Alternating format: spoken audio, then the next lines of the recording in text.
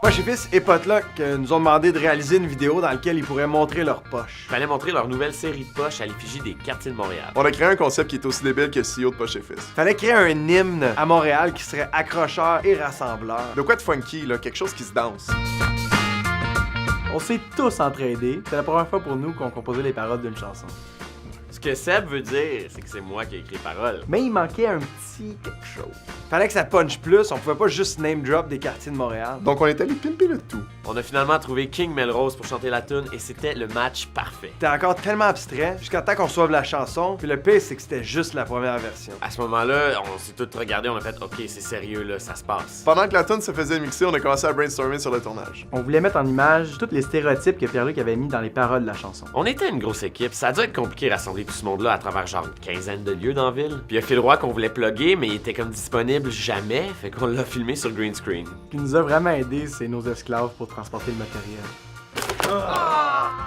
Ce qui me faisait paniquer, c'est les chorégraphies, surtout celles du village. C'était super cool sur papier. On était vraiment dans le village en train de faire une danse, une chorégraphie sexy devant le stock bar.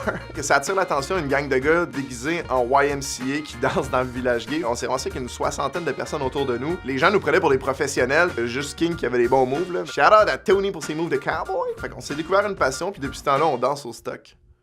C'était quand même complexe comme tournage parce qu'on se déplaçait beaucoup, fallait suivre un horaire précis. À la fin de la deuxième journée de tournage, on n'était pas en retard, mais on était tight dans le temps parce qu'on regardait le soleil baisser, mais on voulait vraiment pas le perdre parce que c'est ça qui allait faire la différence en rendant la shot. Golden.